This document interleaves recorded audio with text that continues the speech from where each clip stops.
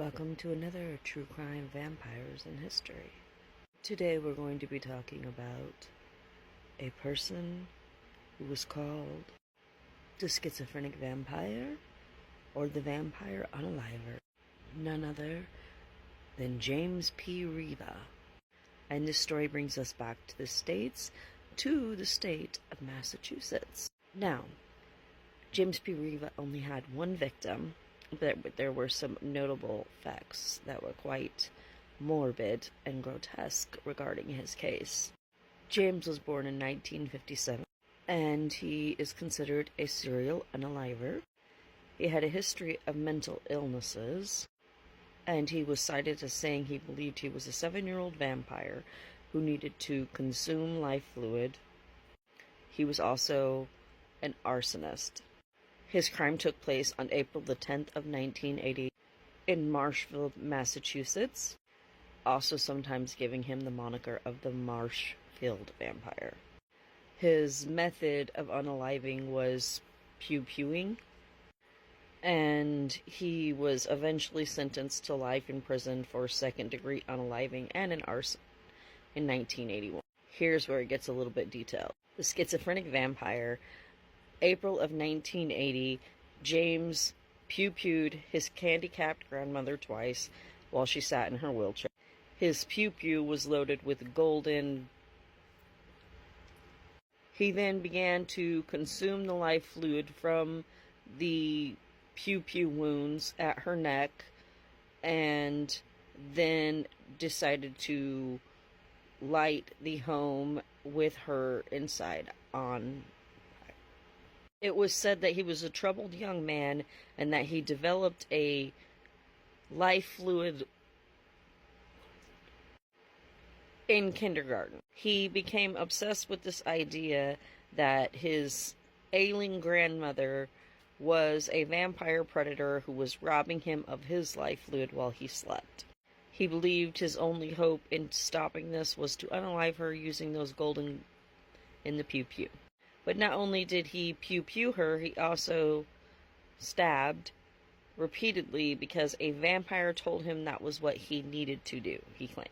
He had a history of mental illness that dated back to 1975 all the way through to 78, at which time he spent a time in a mental institution, The idea to unalive his grandmother was a culmination of a series of bizarre incidences that happened throughout his life. These began with him drawing horrific pictures, and slowly that moved to unaliving and consuming the life fluid of animals, until he finally decided to snap on his grandmother. When he was confronted about the crime, he gave two different stories. He told his mother that he was a vampire who could gain strength from drinking his grandmother's life fluid, but he told psychiatrists that he thought his grandmother was a vampire who came to feed on him as he slept. He believed he was satisfying his masters or the superiors of the netherworld of vampires by making a human unaliving. And he believed that if he unalived everyone who was bad to him, he would come back as a handsome man and have a car and girls, and that his life would be fine. At the conclusion of his lengthy trial, his jury deliberated for about 3 hours and then found him guilty of second-degree unaliving. They also found him guilty of arson and assault and battery on one of his arresting officers. He showed no emotion at the reading of the verdict, however, and his judge sentenced him to life imprisonment at Walpole State Prison on the charge of unaliving, and he was to spend concurrently 10 to 20 years on the arson charge. In 2009, he went forward to go to the parole board, and this was to try to see if he would be able to get out off of his life sentence.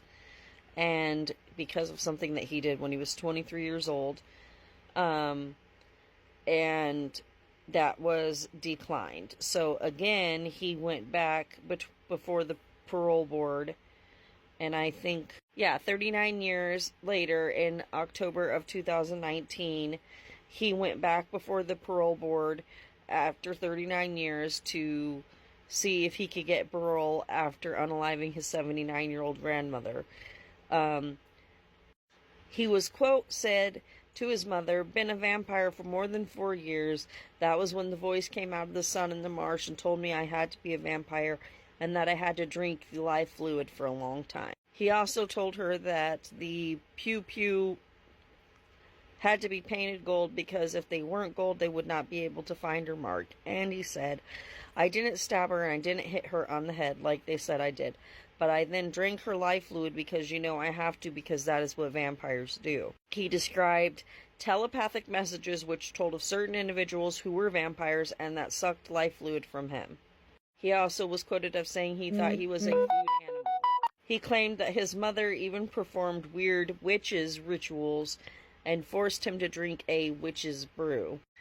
And his parole was declined, having cited that the parole board believed because of concerning letters that were somewhat threatening that he had sent to his mother and that previous attack on one of the corrections officers that happened in 1990, that he might be a risk to public safety. And most recently, the parole board declined his release, and that was as of July of 2020 because of the same reason. They still feared for the public safety, considering his history and the things that he did.